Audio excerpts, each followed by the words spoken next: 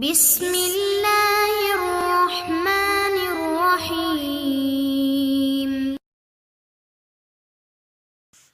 Bismillahirrahmanirrahim. Tibtum wa taba wa masyakum wa tabawwa'tu minal jannati manzilah. Salamullahi ta'ala alaikum wa rahmatuhu min ladunhu wa barakatuh. Alhamdulillahi wa kafa. Thumma salatu ma'as salami ala sayyidina an-nabiyyil mab'uth wa huwal mustafa wa ala alihi wa man sara ala nahjihi wa iktafa wa ba'd. Allahumma anfa'na bima 'allamtana wa'allimna ma yanfa'una wazidna 'ilman wazidna 'ilman wazidna 'uluman tanfa'una. Allahumma adkhilni birahmatika fi 'ibadika as-salihin waj'alna minal ladzina yastami'una al-qawla fayattabi'una ahsanah.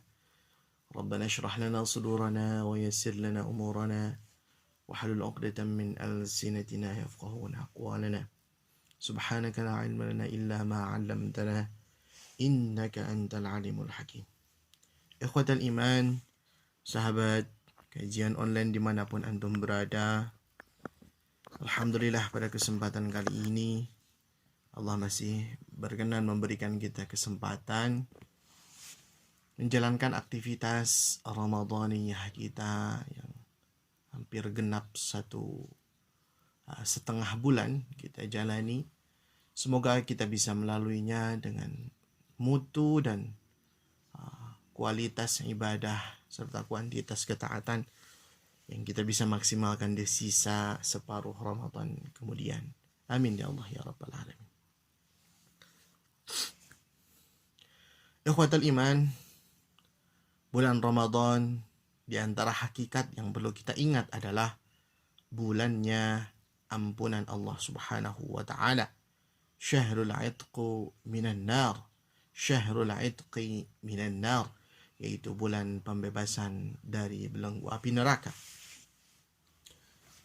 Setiap harinya Allah menjamin ampunan kepada hamba-hambanya yang beruntung, yang senantiasa istiqamah menjadikan Ramadannya sebagai mengejar ampunan Allah Subhanahu wa taala.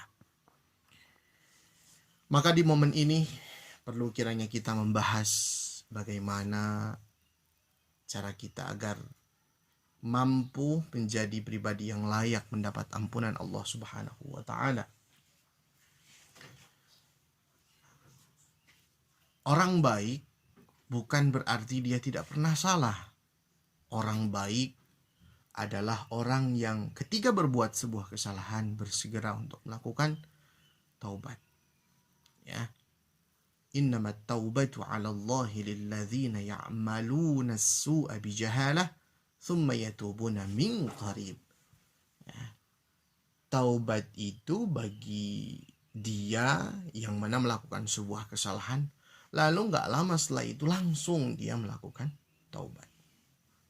Nah, ini diantara orang yang berhak menerima ampunan Allah Subhanahu wa ta'ala. Baik.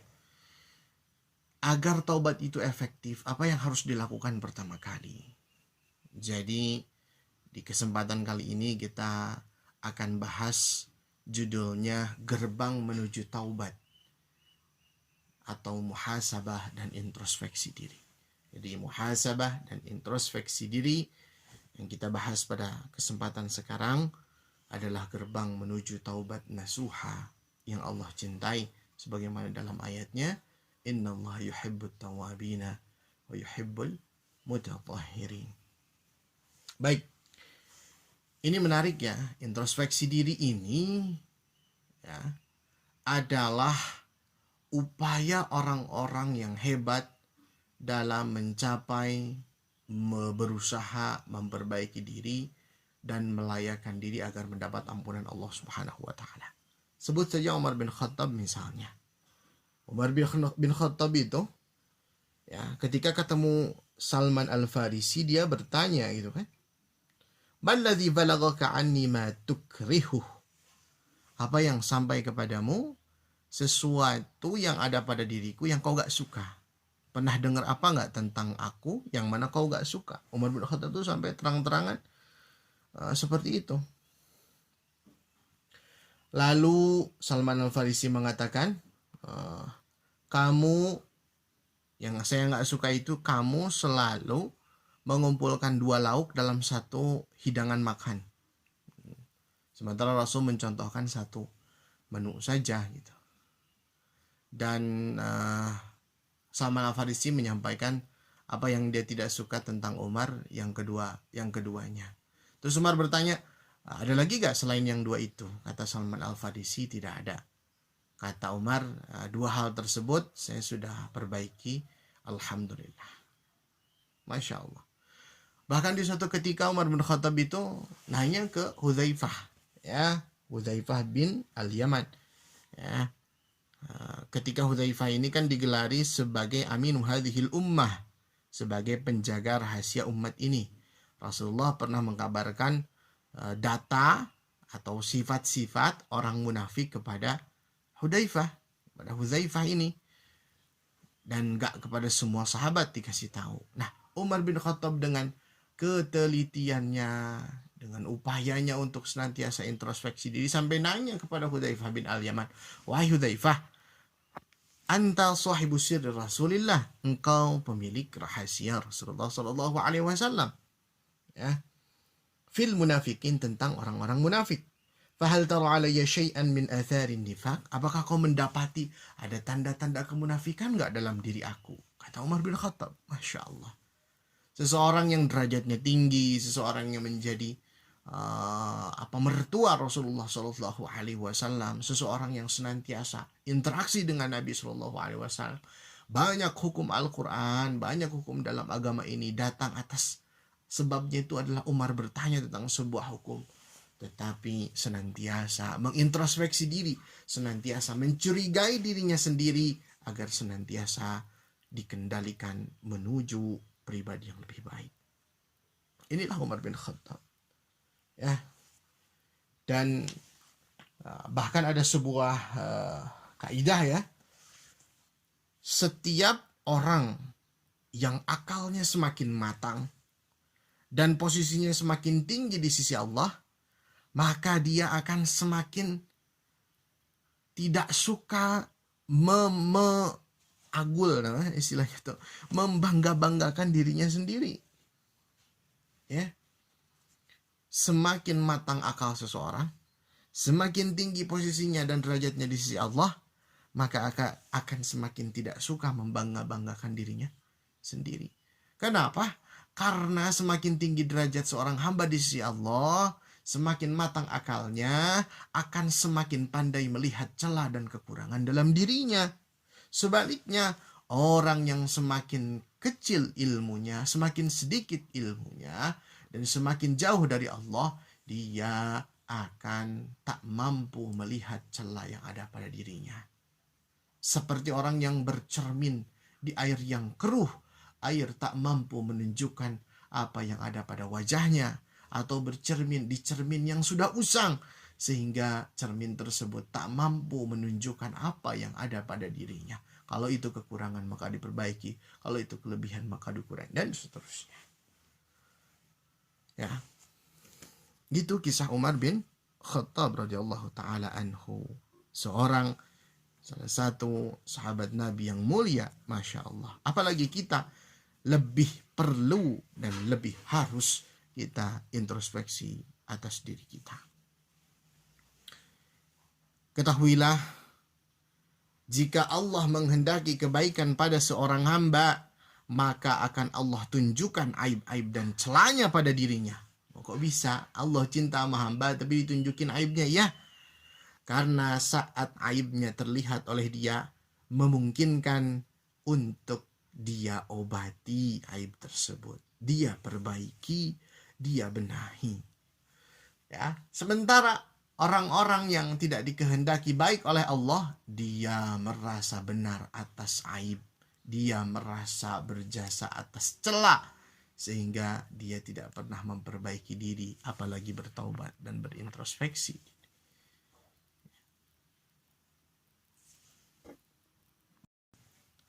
Namun sayang, kebanyakan orang menjadi jahil atas dirinya sendiri.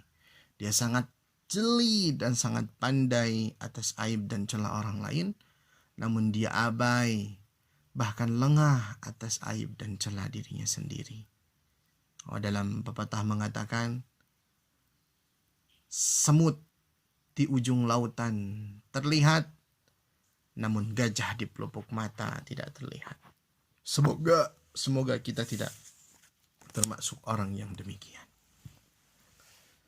Ada beberapa tips yang dipesankan oleh Imam Ghazali guna kita bisa jadikan di antara media untuk mengintrospeksi diri kita, untuk memuhasabah diri kita. Ya. Sebagaimana pesan Umar bin Khattab, hasibu qabla an tuhasabu.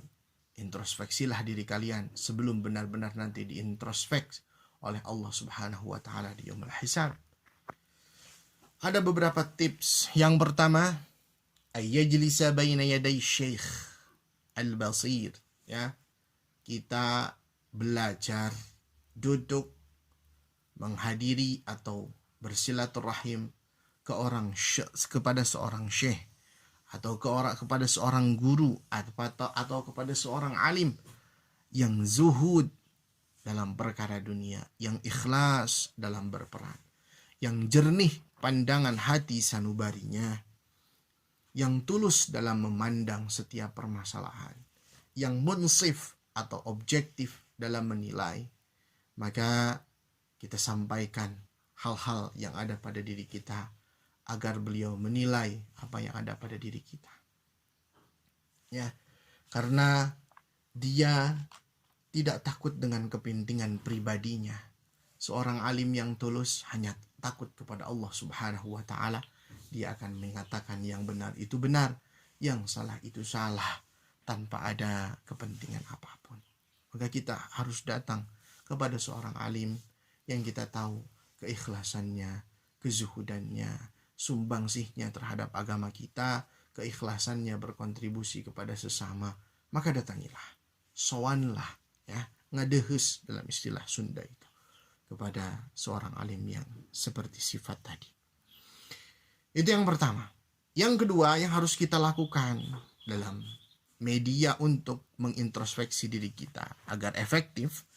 Yang kedua adalah berteman dengan orang yang taat, orang yang jujur, orang yang peduli, yang mampu menunjukkan kekurangan kita. Ya, ini berat nih. Kadang kita tuh menjadi pribadi yang manja.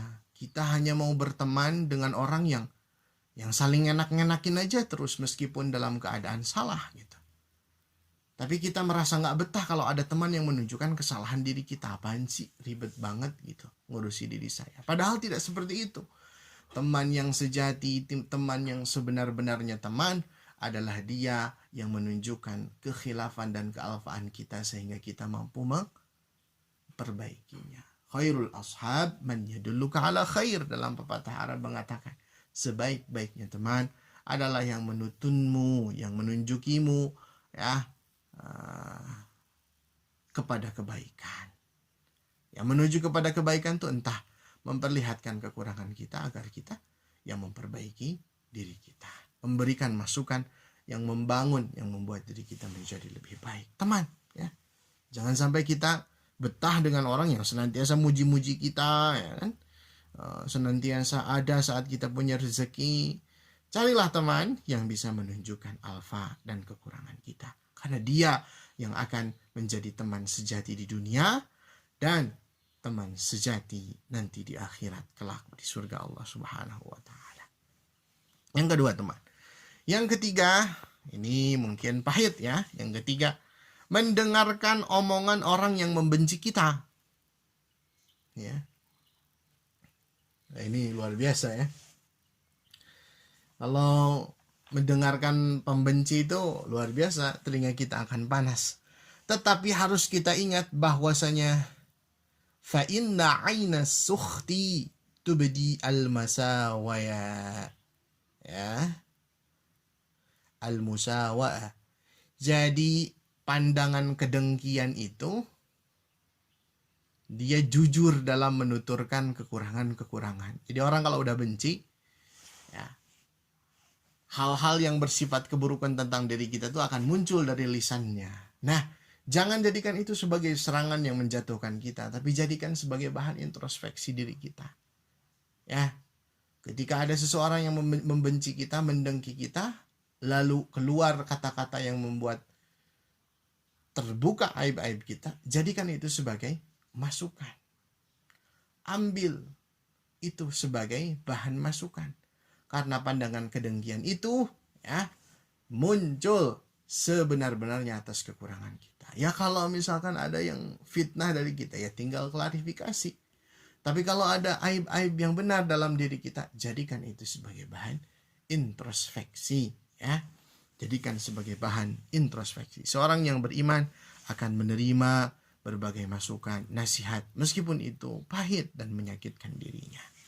Ya, karena ya, obat biasanya pahit, ya, dan yang pahit ini yang menyehatkan, ya. Ya, kita terima saja. Itu yang ketiga, mendengar omongan pembenci kita. Yang keempat, salah satu media untuk memudahkan kita berintrospeksi adalah dengan interaksi dengan orang banyak. Ya, dengan ayukhalitan nasa fakullama ra'ahu madhmuman fima bainal khalqi falyatalib nafsahu bihi wa yamsibuha ilaihi. Kenapa dengan interaksi dengan sesama kita akan menemukan kekurangan kita, entah itu menemukan kekurangannya oleh diri kita sendiri atau oleh orang yang kita interaksikan gitu kan. Karena ada sebuah prinsip bahwasanya fa innal mu'mina mir'atul mu'min. Sesungguhnya seorang mukmin itu adalah cerminan atas mukmin yang lain. Maka ketika kita berinteraksi dengan mukmin yang lain, dia akan menjadi cermin atas diri kita. Oh, ternyata saya kurang di sini. Oh, komunikasi saya ternyata kasar. Oh, saya misalkan terlalu mudah tersinggung. Oh, misalkan saya terlalu mudah menjustifikasi orang. Oh, ternyata dan seterusnya akan terbuka. Maka dengan berinteraksi, dengan ayyukhalitan nas, dengan bercampur dalam tanda petik berinteraksi, bersosial dengan yang lain, maka akan muncul aib-aib dan kekurangan kita. Dan setelah muncul dan nampak, kesempatan kita untuk memperbaiki diri akan jauh lebih efektif dan jauh lebih mudah. Dan introspeksi diri ini adalah gerbang suksesnya sebuah taubat hamba kepada Allah Subhanahu wa taala. Karena kita yakin sebagaimana sabda Nabi, setiap kulla bani Adam khata'un wa khairu khata'in tawabun. Setiap bani Adam adalah pelaku kesalahan, dan setiap orang yang bersalah yang terbaik adalah yang senantiasa bertaubat. Semoga di bulan penuh ampunan ini kita dibukakan pintu atas aib dan celah kita sehingga kita makin mudah berintrospeksi, dan setelah itu kita mari menuju taubat kepada Allah Subhanahu wa taala dengan memperbanyak istighfar, memperbanyak i'tiraf atas dosa-dosa yang kita lakukan. Wasari'u ila maghfiratin min rabbikum wa jannatin 'arduhas samawati wal ard u'iddat lil muttaqin. Bersegeralah menuju ampunan Allah Subhanahu wa taala agar kita termasuk orang-orang yang akan menghuni surganya Allah Subhanahu wa taala. Kiranya demikian yang bisa saya sampaikan. Benarnya dari Allah Subhanahu wa taala, salahnya karena keterbatasan, kekhilafan dan kealfaan saya pribadi al-faqir, dan kepada antum memohon maaf, kepada Allah memohon ampun. Hadza minni wastaghfirullah li wa lakum. Wassalamualaikum warahmatullahi wabarakatuh.